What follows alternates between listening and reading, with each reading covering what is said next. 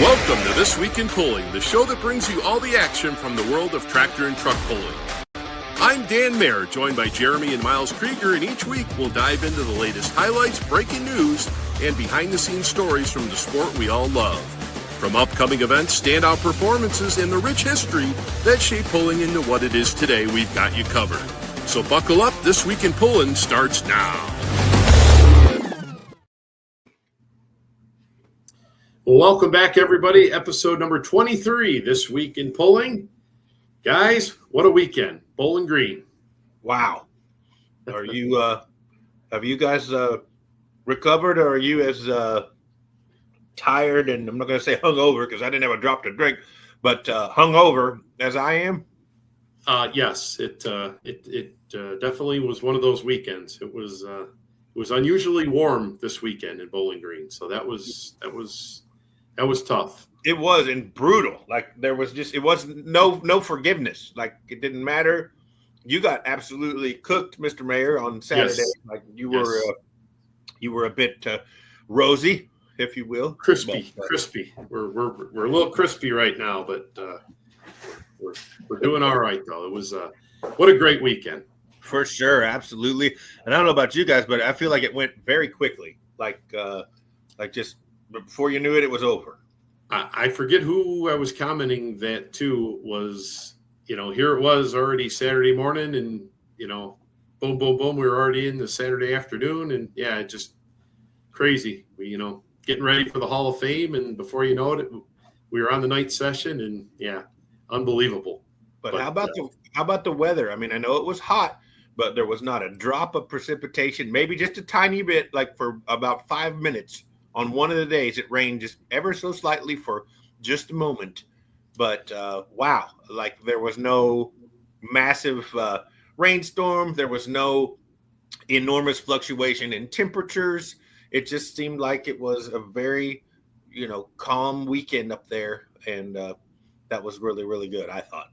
But, yeah, a little hot, a little more hot than we'd like. But no rain and no, crazy winds or any sort of fierce variations from 90 degrees at noon to 37 degrees at 6 o'clock or something like that. So I thought it was great. I thought there was a gentle breeze most every night, which was good and helped kind of keep us cool. But boy, yeah, it was pretty brutal there. But man, great pulling, great times. I got to do a lot of fun stuff, but we'll get to that. But I don't think we talked about how we want to talk about the weekend, so I'll let you kind of lead in and we'll pick up we'll follow your lead.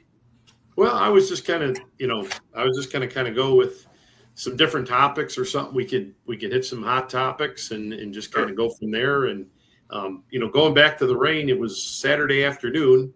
We just finished up the afternoon session. And I think we had about 10 drops that fell, and everybody started scrambling around and. Like the weather kind of went around us. Dave Schultz, the president, was showing me on his phone there. They had, storms all the way around us. And for some, thank goodness, they just kind of went around us and we got lucky. We really dodged a big bullet there. For sure. Absolutely. Of course, I don't know. I mean, it's hard to say what would have happened, but maybe if we had gotten a short little shower, it would have cooled things down. Or not, it could have just turned it even more humid. So, we don't really know what would have happened. But I don't know about you guys, but I think one of the impressions that I took from this year is, the amount of vehicles that we had were down, significantly from what I am used to or years past. But it still seemed like the grounds was absolutely full to capacity. Like, it just seemed like there was no room to move anywhere with, if you were trying to get from point A to point B several times, it just seemed like you had to kind of go around your elbow to get to your thumb. I don't know if you guys experienced that or not. I kind of thought that myself. I mean, what if you would have had 30 more two-wheelers, or what if you would have had another 20 four-wheelers, or what have you? Yeah, right. I kind of thought that myself because I always kind of like to look in all the nooks and crannies. Sure. And there was guys in every nook and cranny that I could find. I think it was a little deceiving, though, Jeremy, on the numbers in some instances, because while you didn't have 70 super farms and two-wheel drives, you had 36 diesel pickups when we used to have 15. Well, that's true. And, you had a pretty sizable 4-wheel drive class, a pretty sizable 2-wheel drive class. Minis, which is typically in the 30 to 35, maybe 40 range, you had 56 well, of. north of 50. Right. So that there were areas where we gave a little bit. There are also some areas where we gained a lot, and I don't know that the numbers are actually accurate in terms of how many we had, but I think with full pulls and resets and everything, I'd read somewhere or seen somewhere we had 650 some odd pulls. So whether or not that's completely true, I don't know, but that's still quite a bit. Absolutely, for sure, and that's a great point as well. But like even just the people and the support vehicles, and I mean, it just seemed like wherever you went, you really had to think about, okay, I got to make sure I'm not going to get hit crossing A to B and going here and going there. But it was, like I say, I feel like once the pull started, that sort of leveled off, and then it became more about just moving vehicles around and that sort of stuff. But it was, I enjoyed it. I had a great weekend, and there are lots of storylines that I kind of picked up on and enjoyed kind of following, and I know you guys did as well. But I first want to say I think you guys did a great job up there. I know it's very taxing. It's a long weekend, and it can be very, very hard, to not get a break. I know you guys are both very tired, but great feedback. I know you did. You got to be happy with the way things went, and you guys did a great job yet again. So congratulations there. Thank you. So we'll start with this one here. What was your guys' biggest takeaway for the weekend? Let's start with that one. What was your biggest takeaway for the weekend?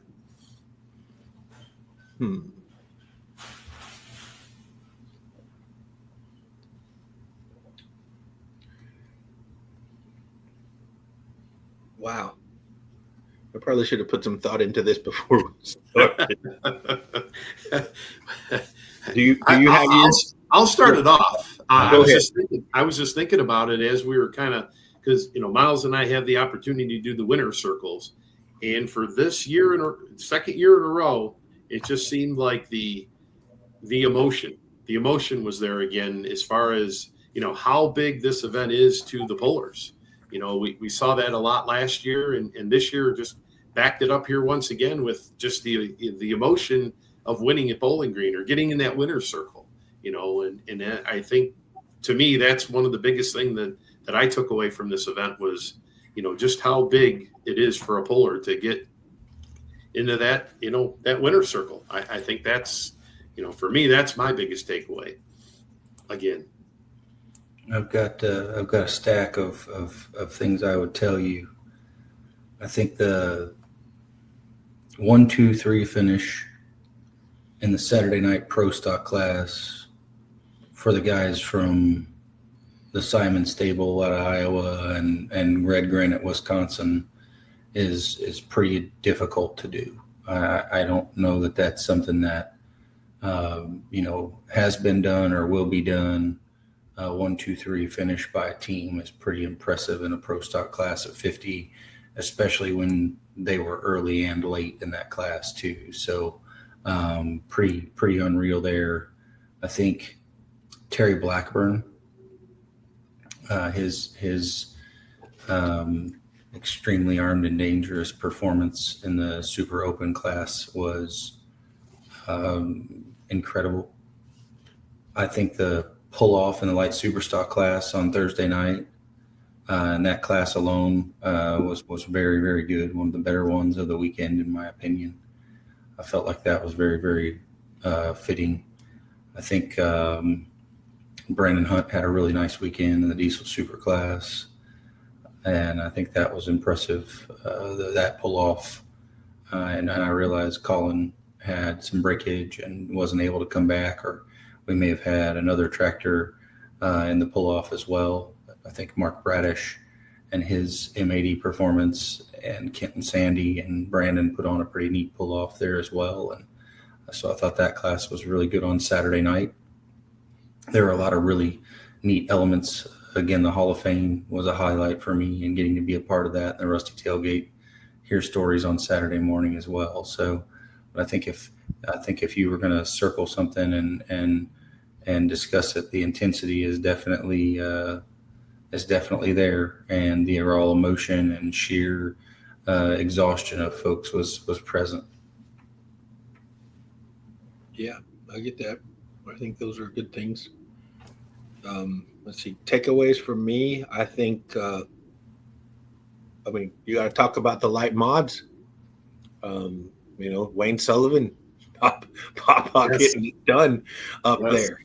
I think that's pretty awesome. I know he's got to be tickled to death, and kind of coming down to the wire, and he put a string of 2 really good ones together up there and comes home with the ring. And those Sullivans are tough, and but it's good to see an elder statesman, somebody who's been in the sport for a really long time, still being able to go out there and get it done. And so I enjoyed that. I also I thought Ryan Reitzel, had a great string of a couple this weekend for his ring and the 2-wheel drives. Really enjoyed kind of seeing him again. I know he's kind of been on hiatus for a while, so he comes back, and I enjoyed it. I thought all of the classes were tough. I really enjoyed the semis getting the 10 grand Saturday night. I thought that was a heck of a class to watch. And Chris Wood doing what he does. Really enjoyed seeing that kind of finish the way it finished. It was fun to watch as well. So I think those are my key takeaways, other than the fact that the points chases are starting to form. I think we're starting to get to the point now where we're going to be able to run it all the way to the Enderley, and it's only going to be 3 or 4.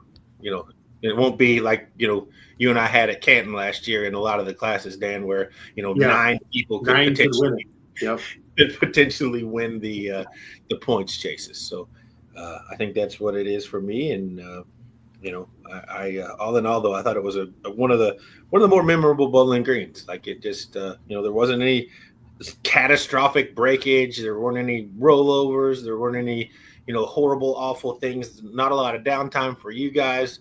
The fans seemed to be really receptive. The crowd was there. I just feel like it was good. I feel like it was a really solid weekend of pulling in Bowling Green, Ohio. Now, going back to the semi-class, the 10,000 to win one, because there was a winner's circle going on, I really didn't get to see, but I seen there was some scuttlebutt about Measles' run there was, if he wouldn't have got near the sideline or something, they were talking about he would have potentially won the class. Is it? Okay. Yeah, I did not see that run at all, so I didn't. I'm just trying to think and how good a run was it? Yeah, he had a good one going. There's no question. And I guess I'll pose this just off the top of my head. Were there 4 that doubled up and won both? So let's see. Terry Blackburn would have been 1. Brett Meyer, Gary Schwink, and Wood. Chris Wood. Yep, would have been the 4. Yep, because Brandon did not. Yeah, I think there was just the 4. Oh, Joe Ader. There's 5. Oh, that's 5. Okay. Joe Ader's 5. Mod class was no late supers. I want to say that was it. Just the 5. I want to say. Gotcha. So let's break it down a little bit more. Let's go with your biggest surprise of the weekend. How about that? What do you think your biggest surprise of the weekend was? I mean, who surprised you the most?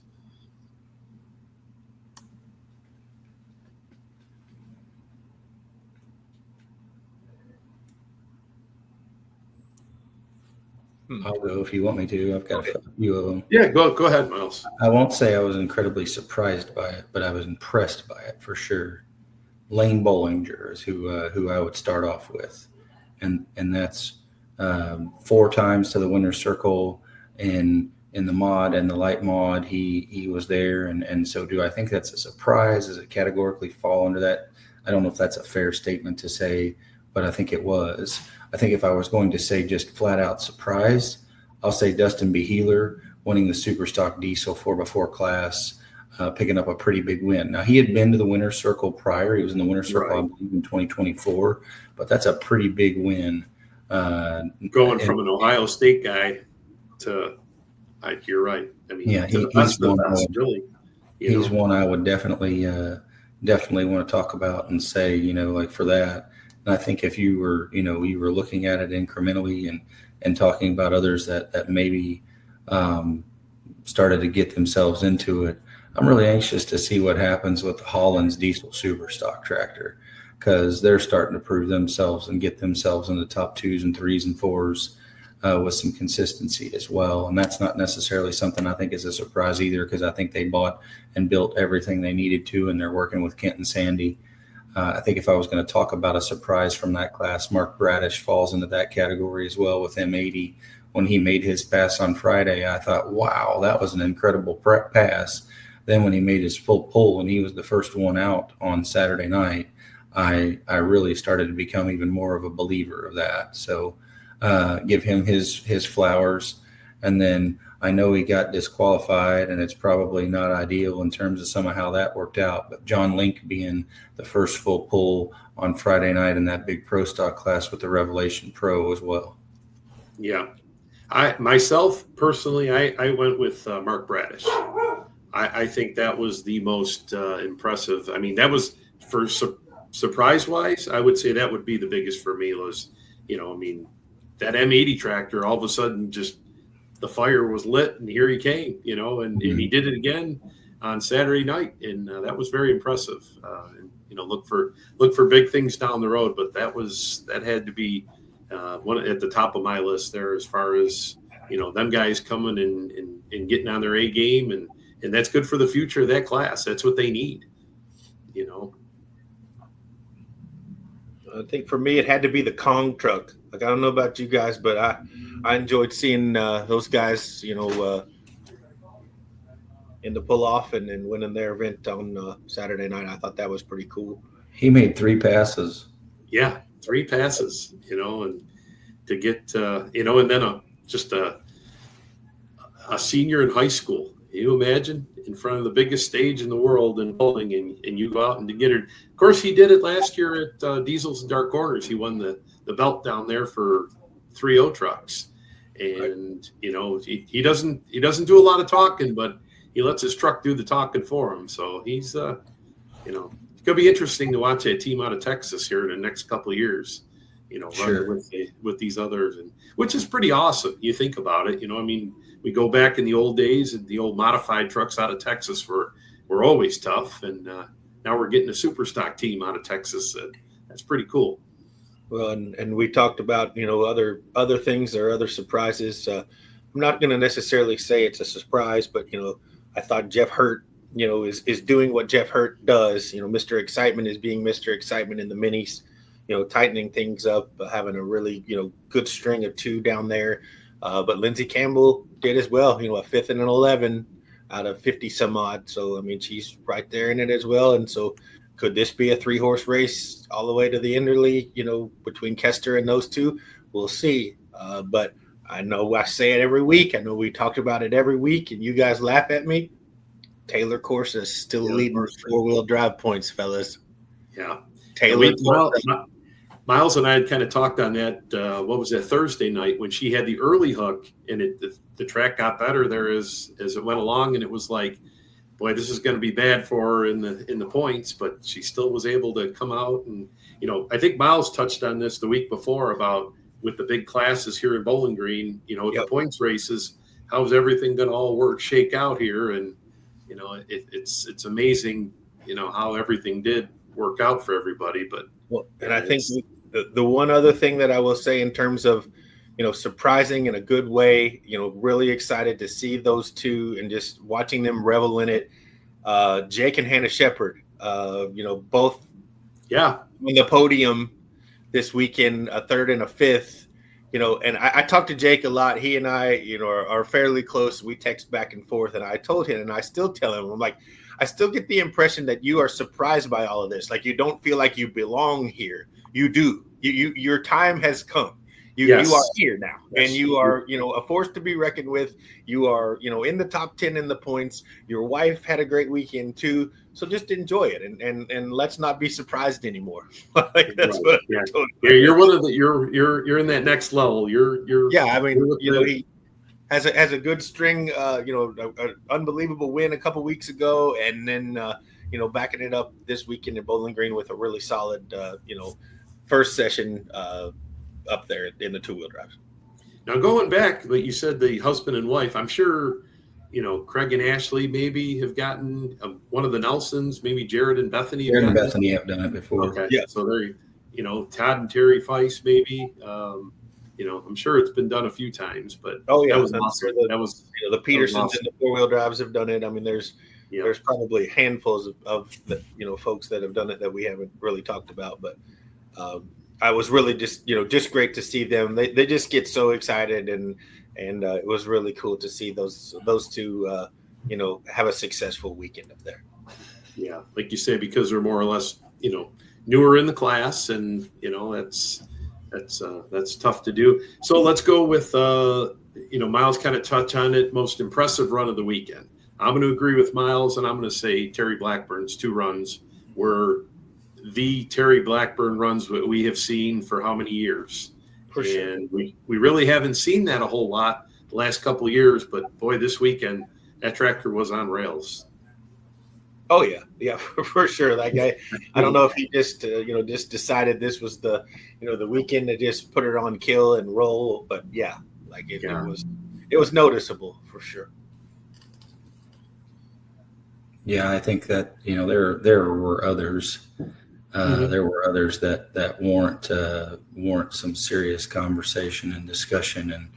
And Jesse Petro made a hell of a run in that 2-wheel drive class with Kathy's complaint. Like he for when it came to move over to that left chalk line and do a Jesse Petro type of thing, it definitely made perfect sense at the end of how that needed to be.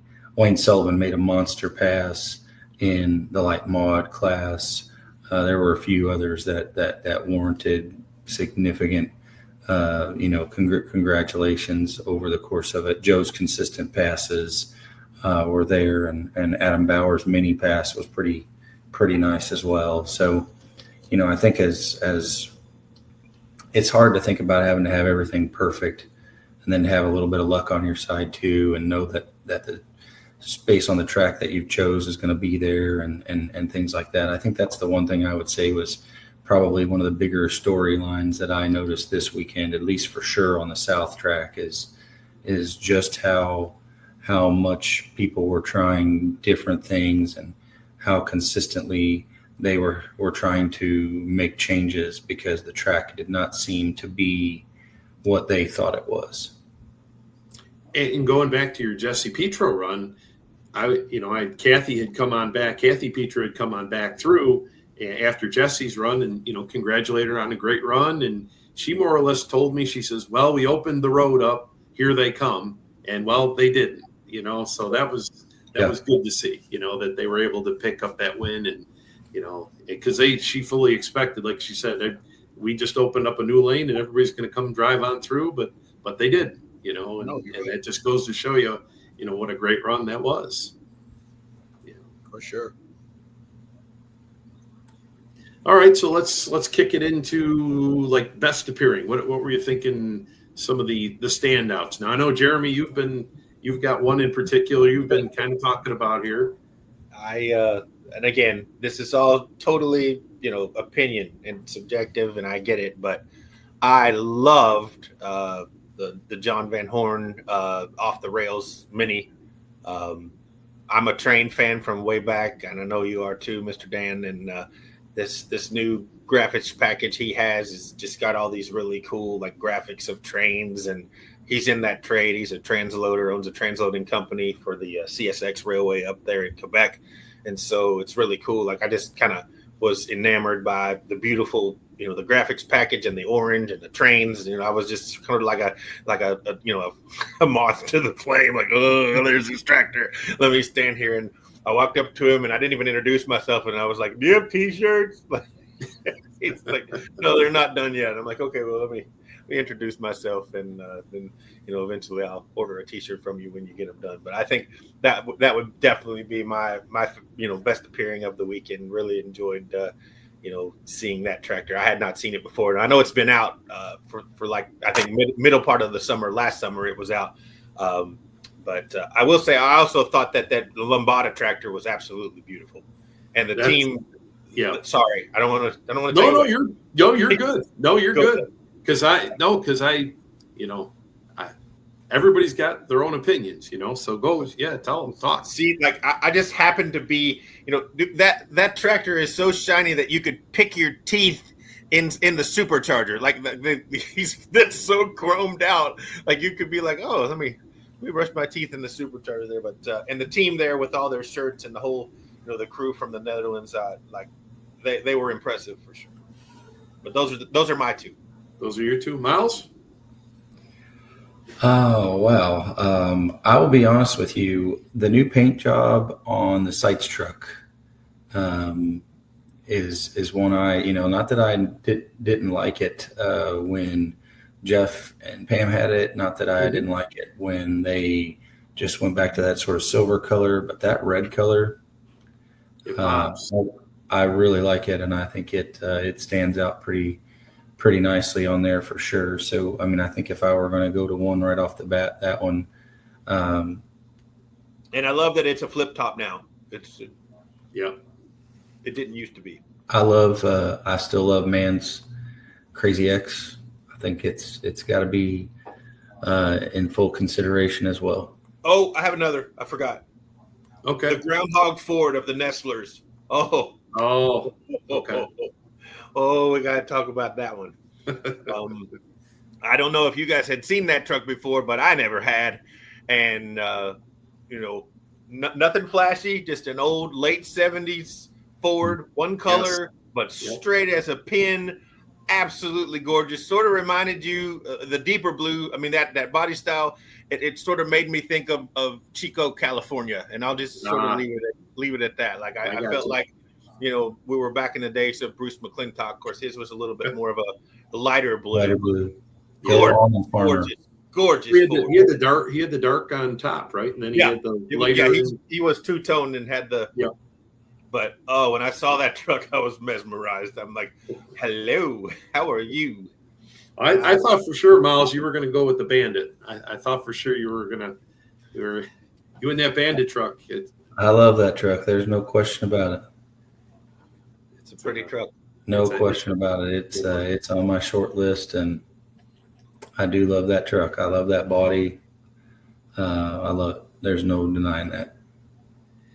So I'm going to go, look, like I said, Lambada, that yellow on that tractor, just, I don't know what it is. You don't see a whole lot of yellow vehicles. Maybe that's what it is. I don't know. It stands out, and the scheme that their orange tractor before was gorgeous. So it's just another, another version of that tractor. Just, absolutely, whoever picks out their schemes is they're A+, whoever does that. But another one too is the Kong truck. When you look at the Kong truck and you look at that mural of King Kong, you really can't see it, looking straight onto it. You gotta have to look at an angle, and you can see King Kong coming out that's pretty cool too. I thought that was a pretty neat, they've done a lot with that truck and just got a cool look to it there. And that's a couple of my favorites that kind of stood out here this weekend.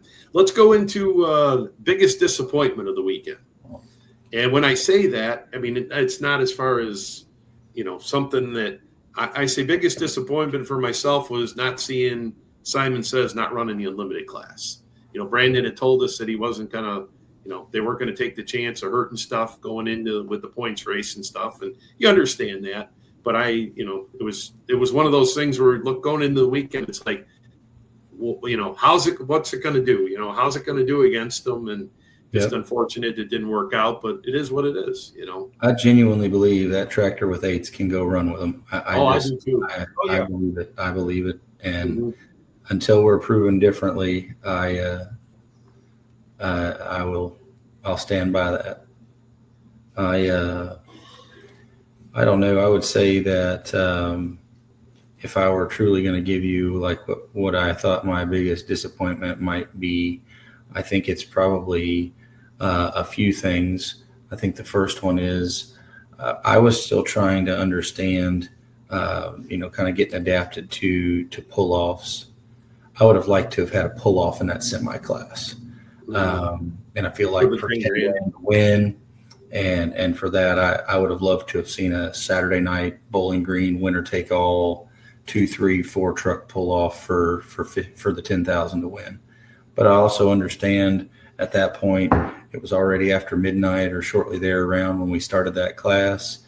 And I mean, we still had a crowd. They were still. I was gonna say that I couldn't believe how good the crowd was there at midnight. But then, like you say, Miles, after that semi class ended, it was mass exodus. They started, heading out of there pretty good. But we still had an awesome crowd hanging in there for 4.5, 5 hours later. They were still there.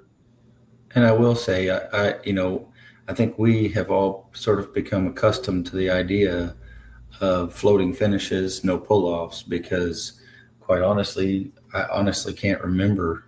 I honestly can't remember the last event that I announced, that had a pull-off. Sure. So pretty neat to think about floating finishes a lot of times for the competitor's sake, but from the fans' perspective, there was a lot of really excited people talking about pull-offs. Jeremy, what about you? Biggest disappointment.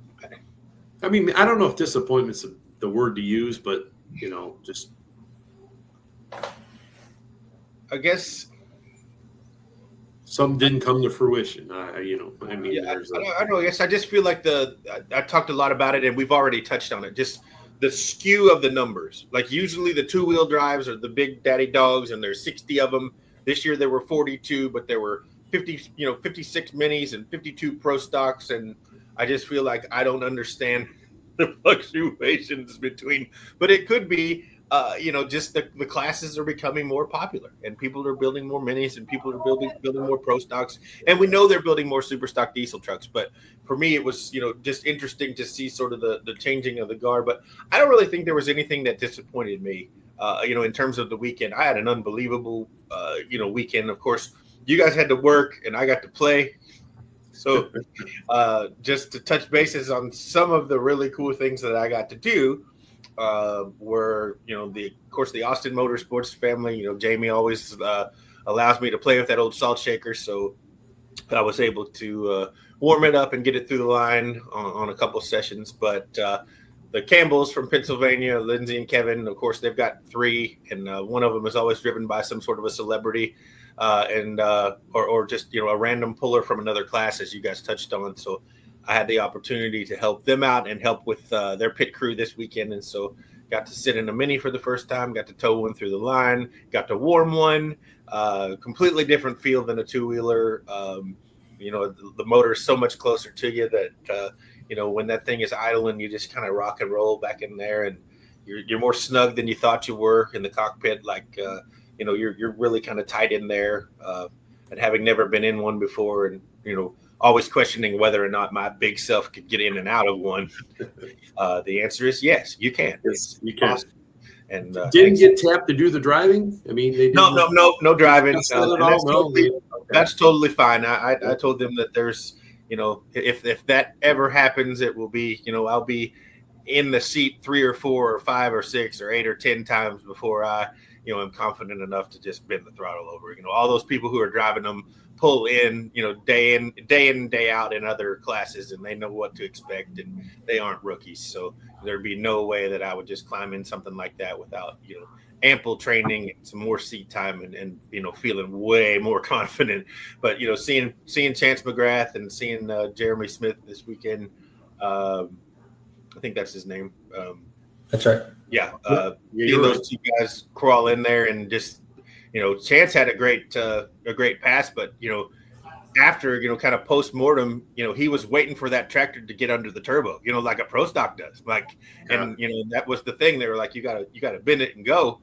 And, he was waiting for it to do what it, what a pro stock does.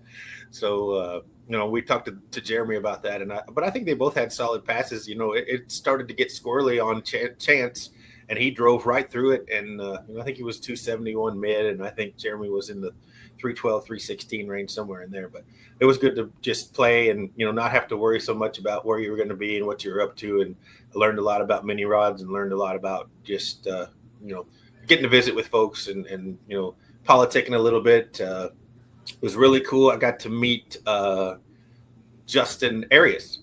He was in the CP guys from out of California this weekend. So it was really good to meet him. Of course, his dad is Nick Jr. and his grandpa was the Nick Arias. So like you're kind of, Piston royalty there. So it was good to meet him. And I follow him on Instagram, and he has a very, very deep knowledge of 60s top fuel cars, slingshot dragsters. And, he and I are very, into, John Mulligan and that kind of crew, the Surfers and, of course, Jungle Jim Lieberman and some of those early, 60s pioneers in fuel cars. John Beebe, right? Yeah. Beebe, John Beebe and John Mulligan. And, of course, they called him the Zookeeper because he was the one who fought between the mongoose and the snake. And so he was tragically killed in Indianapolis in 1969 in a fire. But Justin is very knowledgeable, so it was great to meet him. And I don't know, I just it was good to relax and spend some time with you guys. And I think having a couple dinners with Dan Mayer and playing golf and getting my butt kicked by my little brother on Thursday was it was fine.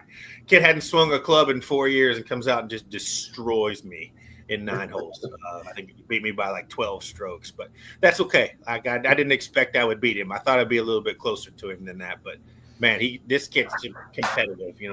We're playing with a couple of other kids, and Miles was like, I could beat that guy. I could beat that guy. Jeremy can always blame it on the weather, right? You can always. No, I'm just a horrible golfer, but it was fun. It was a great time and enjoyed it a lot. And but yeah, I think to get back to what we were talking about, I didn't have any really disappointing occurrences other than the fact that it just seemed to go too fast. The weekend just flew by for me. Always, right? Let's talk about the big debate questions. John Link with the excess of water. We had the pull-off situation where we had a pull-off that was after a class. Then we had a pull-off that was right after a class. What are we? I'm going to have to go with, as far as the pull-off situation, had to be a situation where I obviously didn't talk to anybody on the light super stocks, but I would say as a class, they all decided to do that, I would think. Yeah, I didn't know how that went either. I was going to ask you guys if you were privy to how that all came about. Because I don't know. It really comes down to one thing, and whether or not it and how it was handled, I don't know. But that's ultimately Marvin's decision, in my opinion. Right. And whether or not Marvin was able to have interactions with all those people on the light side to make that decision, then that's one thing. From what I understand on the super open thing, Hurt and Cheezick were ready to come back. Ross's would have preferred to not.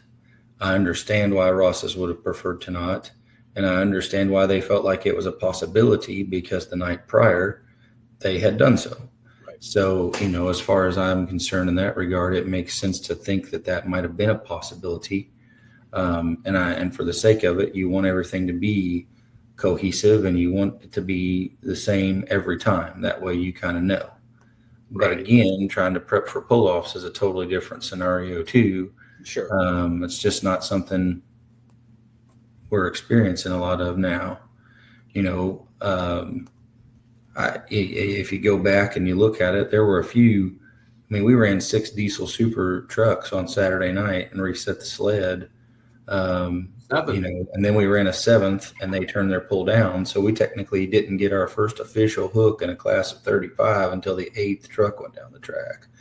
Well, that's a scenario where Marvin had to make a call, and I think he probably made the right call because you don't want to have 20 in a pull off, but it's difficult to think about running 7 before you get an official hook. Sure. In the light mod class the first night, Papaw went out and just went zinging out the door. And then we kind of reset the wagon. And then Terry came and went out the door and we reset it again. And I think that kind of changed the trajectory, but we still ended up having a pull off, that night.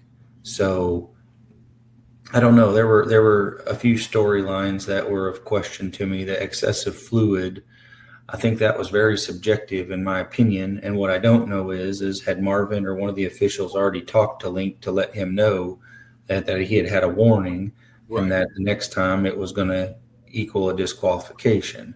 If that's the case, then I can't say or do anything about that. I do believe that there were plenty of other vehicles that went down the track, at least in that pro stock class, that were losing a fair amount of water. And which leads you to the question, what is excessive? What, where is that? It's Completely subjective. I guess it's just right. I mean, it's just that the finish line flagman makes that decision, right? I mean, that's just his decision, and that's the way it is, right? Right. And I think Miles and I had discussed this briefly before, and I feel like maybe going forward, post-mortem, if we do something like this again and we learn from our mistakes, or not even mistakes, but we just learn from communication breakdowns, let's talk about this in the drivers meeting. Let's tell everybody up front, these are the expectations. Here's what we're going to do. Right. If we see excessive fluid, this is how we're defining excessive fluid. If we see excessive fluid, there's a warning. If we see it again, you're disqualified. We're going to have pull-offs tonight. You're not going to be able to come back at the end. You're going to go straight, or you're going to go at the end. Like you say that, you broadcast it to everyone. You make the decision so that everyone is on the up and up, and everybody knows what is happening before the green flag drops. And I don't know that happened. I don't know that it didn't, but I feel like there was a whole lot of misleading communication and people who were unhappy. And I feel like had this been communicated openly, then perhaps it wouldn't have been, such a thing. Exactly. Clear the air. Because kind of the same thing with the, can you drop in the pull-off? Can you not drop in the pull-off? That came up over the weekend too, where Miles says you don't see these scenarios all year long, just here. Because, Bowling Green's, you're going to have pull-offs if the weather's good. You're going to have pull-offs. So, to my understanding, the rule does say they can have a second attempt in a pull-off. Okay. To my understanding. The other question I continually asked is what constitutes being under power at 100 feet? Right. If you're out of the throttle, are you out of the throttle? If you were still in the throttle and you lost power at 100 feet, is that the same thing? And the discussions that I had with multiple pullers who I trust was, if you don't launch off the line and you can't get your tractor lit and you drop, you can drop to the bottom or you can drop 6 spots. It's no different if you have a mechanical failure at 99.5 feet. It's the same thing. You have not eclipsed the 100-foot mark. So, in some of that instance, I was probably a little bit wrong on kind of what my interpretation was or how my interpretation was of it. So building off of that with the pull-offs, we get, we kind of touched on it a little bit earlier with their, light super stock pull-off, but both light super stock classes this weekend, hats off to that whole crew. They did an awesome job. I thought the light supers put on a show that the light supers have, they've struggled a little bit here and there, over the years, but this weekend they came out both guns blazing and they put on 2 great shows, and hats off to everybody in that class because they did a great job. I thought they really put on a good show, and that's what that's what you can expect from light supers. I mean, I was glad to see them have a great weekend there, and everybody had good runs, and that was really good to see, because they've taken some heat here, over the last couple of years about, numbers and what have you, but they've really, it was a point to where, that track, for the pull-out, you had to have everything just right, or you could see if you didn't have everything right, you weren't going to make it, but, and that's what made it really interesting, I thought. Agreed. But I think yes, the light supers did a great job, but I don't feel like anybody really dragged. I mean, I know there was a situation where you had a lot of track crew and you had a lot of the rollers might have been a tad bit tardy here and there, but I feel like they ran them through as good and as quickly as any Bowling Green I've ever been to. So what do you guys think about crowd reaction? What do you think the biggest crowd reaction there of the weekend? Anything that sticks out in your head? I mean, for myself, it's Hendrik from the Netherlands. Eric was the guy. That guy Eric Van Oosterhout there. That guy was pretty neat. The jump. I mean, Miles tried to do the jump, but it's hard to do. I mean, I tried to replicate it twice. I did not have. Are you still hurting, Miles? Did you pull anything when you did that? I mean, just making sure you're good to go here. I mean that. Yeah, it's awesome. It was like the old Toyota commercial. Remember the old Toyota commercials? Yeah. When everybody's jumping in the air. That was pretty cool to see. But which we have to get over to a pole in in Europe. That has definitely got to happen, because you got to see how that all goes down over there. That's pretty cool. But absolutely, that was I mean, one of the higher crowd reactions for sure over the course of the weekend. I think Brent Meyer's Saturday night pro stock win was a pretty big crowd pleaser for sure, and a big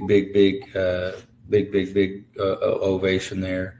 When the semis came out, I think they naturally draw a pretty big ovation as well.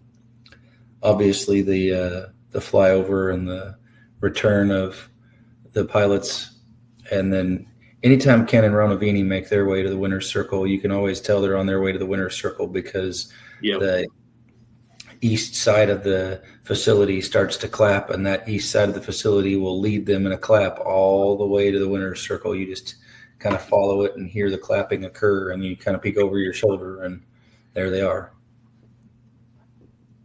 How about you, Jeremy? Anything that sticks out being amongst the crowds there and walking around? Well, I feel like the north side and the south side, I've ribbed you guys hard about that, but they were really receptive to it. Like I enjoyed, that, and the reds and the greens. And I feel like, me being in the pits most of the time, I could tell when something really great happened, because the crowd would let me know. I wasn't, near the big screen. Like I was way back, on the gravel, trying to get, a two-wheeler or a mini staged. But I could always know when somebody burned it in or someone took the lead, because they would, the crowd would let you know that. And I feel like Bowling Green is one of those crowds that, literally all weekend, if you guys asked them for a round of applause, you got one. If you guys asked them about, reds or greens or Fords or Chevys or Dodges or any of that stuff, they were absolutely with you. And I love the participation with the brothers behind you guys. And I never knew Miles had a drinking game named after him. Like, I didn't know any of these things had happened. So it was really, really cool to, be a part of that and experience some of the stuff. But like, I did not know there was a big end drinking game. I think it's hysterical. And I think it makes total sense. Of course, I think as soon as Miles started, talking about the big end drinking game, he stopped saying it and everyone else started saying it. Like, I heard Doc say it a couple of times. I heard other people say it, and, Miles just sort of didn't say it anymore after that. Well, you get to, the last thing in the world I want is for somebody to constantly be like, well, that's all he says is the big end. For sure. I started talking about the big end of the track about 4 or 5 years ago, and the Elpers crew jumped on board to that. And every time I said it, they took a drink. Before you know it, it's a full-fledged drinking game, and we're having lots of fun. So I love that. It's that's part of the fun of it too. Is with Dan and I being where we are, we get to have interactions with the crowd that we may not always get to have at a lot of the other events. And so because of that, it gives us that full-fledged opportunity to be able to cut up a little bit and have a little bit of fun. We have to know where that line is of where it's too much and where it's not. And there are times where once you kind of open that can up, everybody wants in the can. Yeah. You'd like to be able to wish all the happy birthdays that people want, and you'd like to be able to do all the happy anniversaries and hey, shout out to this guy who's here for his 50th year and those sorts of things. But if you do all that, then you never get a chance to do what you're being paid to do, which is provide color commentary for the competitor. Well, and I feel like, maybe some of these shenanigans or they sort of harken back to the days of the peanut gallery. with with Dad and Harold behind you guys, and some of the things that they would do. I enjoyed a lot seeing all of the T-shirts. I mean, there are various things that I cannot talk about on the air that I saw this weekend with regard to things on T-shirts. Some of them were absolutely unbelievable. And there were times where I just started laughing uncontrollably when I would see someone walk past with this T-shirt that's like, oh, wow. That's a good one. Yeah, Miles and I had a guy last year sitting right behind us that had some interesting T-shirts on, but he didn't make an appearance this year with his.